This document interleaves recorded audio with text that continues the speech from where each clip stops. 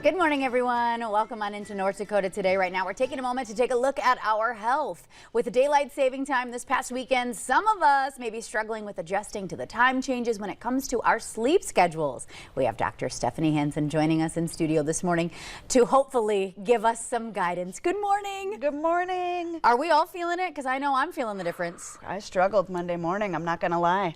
I thought I loved gaining that extra hour of sleep, and lo and behold, I woke up and I was like, "Ugh, what year is it?" You just feel off, right? Yes. You just feel like kind of icky. I think I'm still actually playing catch up with all of it too. Even on Tuesday, I'm still trying to, get my footing when it comes to just getting some healthy sleep. And that's really the key to overall health, right? Yeah, it is. Sleep is such an important part of our health. Helps our immune system. It helps our mental health. Just our basic daily functioning. We need sleep to do all of that well. So I know we have a pros and cons list written out, about falling back and gaining, quote unquote, an hour of sleep. So kind of walk us through what that looks like for our hearts and what that means for us. Well, it's tricky for everyone, right?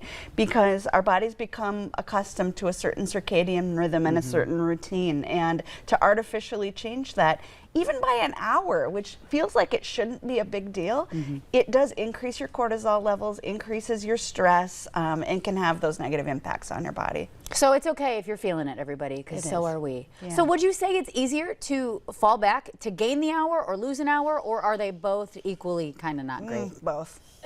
Both. It's really just that shift in our cycle that happens abruptly. It's hard on the body. Yep, we sure know it. The funny joke, too, that we've been making are the kiddos and the dogs, your fur families, they don't know it's a time change. So regardless of what your clock says, you're waking up and you're letting them out. Oh, I'm hearing it from the parents of babies and toddlers especially, because they're so routine oriented and so scheduled that to shift that really can mess things up. Dang, so this is a big week for a lot of people.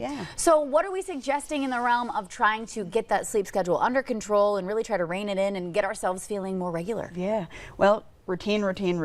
I preach that every time. It feels to me like that's the answer to every question we talk about, but it's really having that structure, encouraging that system within your household. So that means a set bedtime, a set wake up time. To help adjust to daylight savings, though, there's a couple things you can do to help your child. Making sure they get exposure to daylight before noon. That will help reset the body's circadian rhythm.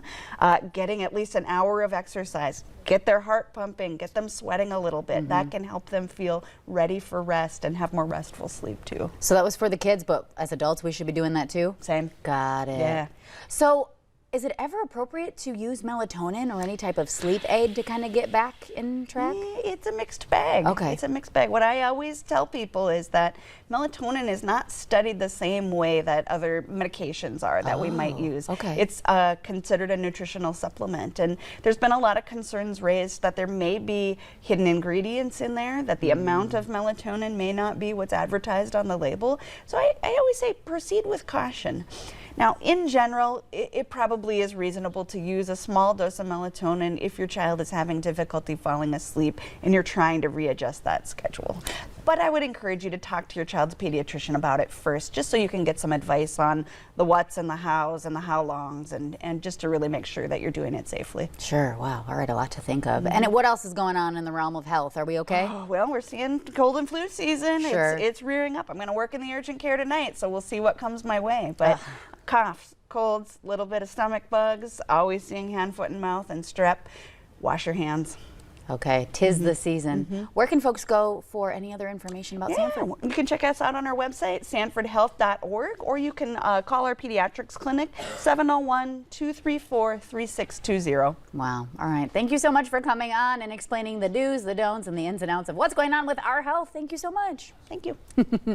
All right, stick around, everybody. Coming up on today's show, delicious gluten-free cookies on the menu. That's up next.